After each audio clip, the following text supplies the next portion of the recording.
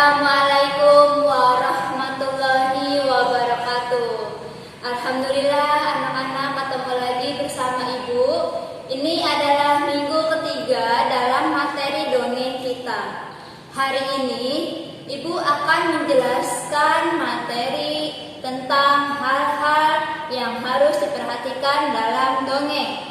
Waktu minggu pertama Ibu sudah menjelaskan pengertian dongeng, golongan-golongan dongeng. Dan minggu kedua, Ibu sudah menjelaskan tentang struktur pada dongeng. Untuk hari ini, Ibu akan coba menjelaskan materi kepada kalian, yaitu hal-hal yang harus diperhatikan dalam mendongeng. Untuk mempersingkat waktu, kita langsung aja ke poin pertama. Oke, hal-hal yang harus diperhatikan pada poin pertama adalah 1. Hafalkan dahulu dongeng atau baca dahulu dongeng di dalam hati. Jadi, hal-hal yang harus kita perhatikan itu ada 7 poin, dan ini akan kita bahas satu persatu. Poin pertama, jadi kita harus menghafalkan terlebih dahulu dongeng yang akan kita bacakan.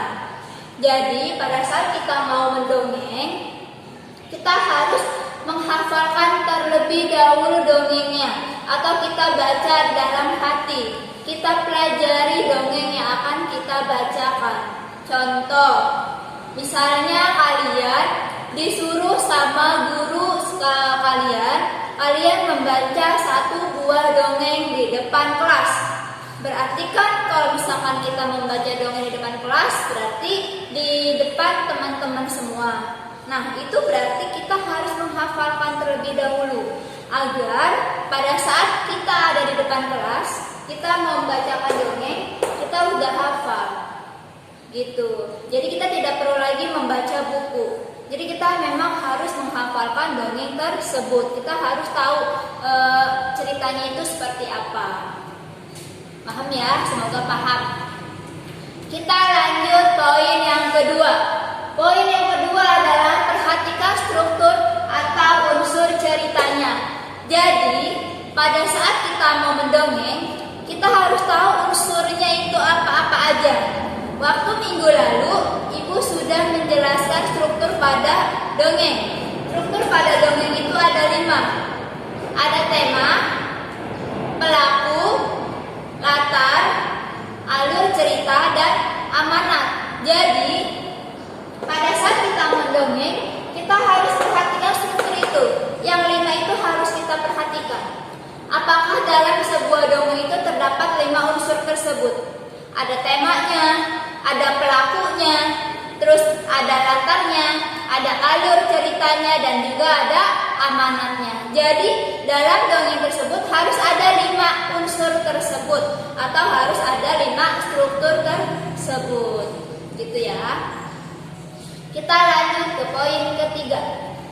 Poin ketiga, hafalkan jalan ceritanya. Jadi hampir sama dengan poin pertama. Jadi kita harus hafal jalan ceritanya itu seperti apa, mulai dari A sampai Z, atau mulai dari awal sampai akhir. Kita harus tahu alur ceritanya seperti apa. Jadi pada saat kita mau membacakan sebuah dongeng atau sebuah cerita, kita udah tahu awalnya seperti apa, terus pertengahannya seperti apa, akhirnya seperti apa. Itu kita sudah tahu. Jadi kita memang harus menghafalkan jalan ceritanya, mulai dari A sampai Z, atau mulai dari awal sampai akhir. Harus kita hafalkan alur ceritanya. Oke, kita lanjut poin yang keempat. Poin keempat, membaca dongeng. Dalam membaca tidak boleh gugup. Oke, dari poin 4 ini maksudnya adalah apabila kita mau membacakan sebuah dongeng, kita jangan sampai gugup. Kita harus percaya diri, itu poinnya. Poin agar kita tidak gugup dalam membacakan sebuah dongeng, kita adalah harus percaya diri. Kita harus yakin kalau kita itu bisa. Dan kalian pun harus hafal sama cerita tersebut. Contoh yang tadi kita lanjutkan, kalian misalkan disuruh baca sebuah dongeng oleh guru di depan kelas. Di depan kelas itu kan berarti di depan teman-teman kita, ya kan? Satu kelas itu banyak, kalian berdiri di depan. Ibu yakin itu kalau yang tidak biasa berdiri di depan kelas, dia akan gugup. Dia akan malu dan deg-degan. Gimana caranya untuk mengatasi agar kita tidak gugup? Kita harus percaya diri kalau kita itu bisa.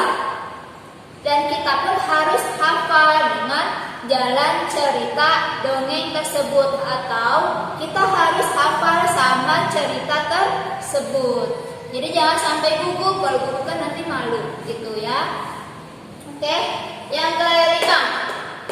Poin yang kelima adalah bedakan mana bagian pembuka, isi, dan penutup. Pada saat kita mau membacakan sebuah dongeng, kita harus tahu dulu pembukanya yang mana, isinya yang mana, terus penutupnya juga yang mana. Biasanya kalau dalam sebuah dongeng itu diawali dengan misalkan gini. Pada zaman dahulu kala tinggallah seekor kelinci dan kura-kura di sebuah hutan.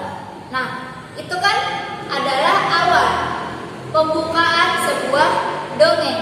Jangan sampai kalian membacakan hal tersebut itu di akhir cerita, kan terbalik. Jadi nggak cocok gitu ya.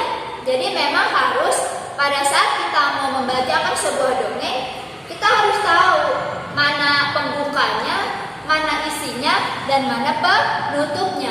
Jadi biar alur ceritanya itu sesuai, mulai dari awal, terus ke isinya atau ke inti ceritanya, baru ke akhir. Gitu. Jadi kita harus tahu pembedaannya, mana pembuka, mana isi, dan mana penutup. Gitu. Kita lanjut ke poin ke-6. Poin ke-6. Kalau bisa, dalam membaca dongeng, suara tiap-tiap pelaku berbeda. Harus jelas nada bicaranya, seperti sedang marah, ngambek, gembira, ceria, dan lain sebagainya. Jadi, contoh pertama, suara tiap-tiap pelaku harus berbeda. Jadi, pada saat kita mau menceritakan sebuah dongeng, suara pelakunya itu harus berbeda. Misalnya suara si kelinci dan suara si kura-kura itu harus berbeda. Atau suara maling kundang dan ibunya suaranya harus berbeda. Atau suara sang kuryang dengan suara dayang sumbi itu harus berbeda. Cowok dan cewek kan suaranya nggak mungkin sama, pasti berbeda. Jadi kita harus membedakan suara tersebut. Agar apa? Agar ceritanya lebih menarik. Kalian sedang membacakan cerita di depan kelas, misalkan. Ya kalian harus bisa membuat dua suara. Misalkan yang satu suaranya agak cempreng, kayak suara ibu nih. Atau yang satu suaranya agak ngebas. Atau yang satu suaranya pelan, yang satu suaranya kecil. Jadi sebisa mungkin kalian coba untuk bisa kalian beda-bedakan dari tiap-tiap pelaku. Suaranya harus dibedakan. Gitu. Terus untuk nada bicara. Nada bicara kita harus berbeda juga. Kalau dari ceritanya mengartikan bahwa kita sedang sedih, maka suara kita harus seperti apa? Harus seperti suara orang yang lagi sedih. Terus kalau misalkan dari cerita tersebut mengartikan bahwa sedang marah, ya berarti kita harus menggunakan suara yang tinggi. Ya sedang marah, terus sedang membentak seperti itu. Kayak contohnya misalkan cerita si bawang merah dengan si bawang putih. Si bawang merah itu kan jahat ya. Nah dia kan hobinya marah-marahin dan ngejahatin si bawang putih. Nah itu bagaimana suara si bawang merah? Karena dia kan rata-rata itu perannya adalah orang yang jahat. Jadi harus memerankan nada yang lebih tinggi dan suara yang lebih lantang dibanding bawang putih yang lemah lembut dan gemulai. Jadi suaranya harus rendah.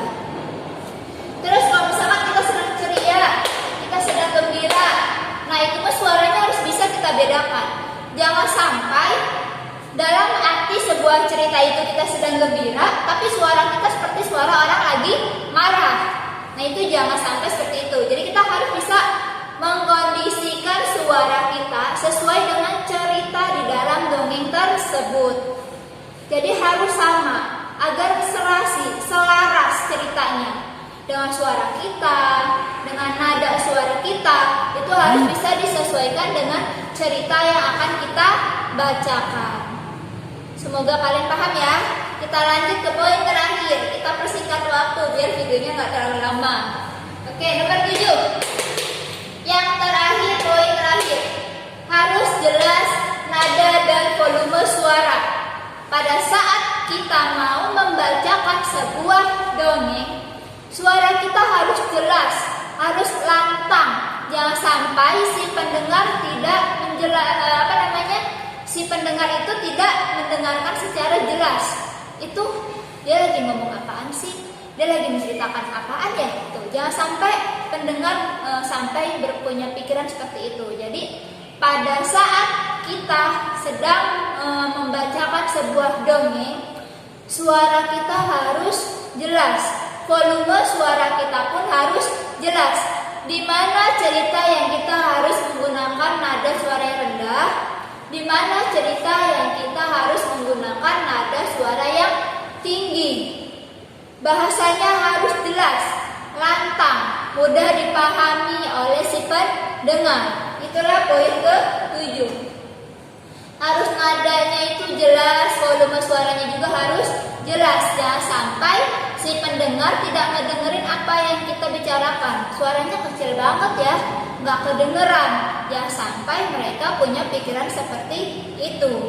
Jadi kita harus bisa menarik simpati mereka, si pendengar. Kita harus bisa mengambil hatinya mereka agar mereka mau mendengarkan dongeng yang akan kita bacakan. Contohnya yang tadi, misalkan kita membacakan sebuah dongeng di depan kelas. Bagaimana caranya agar teman-teman kita semuanya menyaksikan kita yang sedang membacakan dongeng? Kita harus bisa mengambil simpatinya mereka dari suara pelakunya, dari logat suaranya kita. Misalkan suara cemprengnya ada, suara ngabasnya ada, suara manjanya juga ada. Jadi kita harus bisa menarik perhatian mereka. Nada suaranya pun harus bisa disesuaikan. Mana nada suara yang harus kita bacakan dengan nada suara tinggi, mana yang harus kita bacakan dengan nada suara rendah, mana yang saatnya kita gembira, kita ceria, kita marah, sedih, kecewa. Nah itu semuanya harus diperjelas. Itulah pada saat kita membacakan sebuah dongeng. Oke, dari 7 poin ini mudah-mudahan kalian mengerti. Nanti di minggu berikutnya Ibu akan membahas materi masih dalam yang berhubungan dengan dongeng. Sampai sini Ibu akhirul kalam. Wabillahi taufiq wal hidayah. Wassalamualaikum warahmatullahi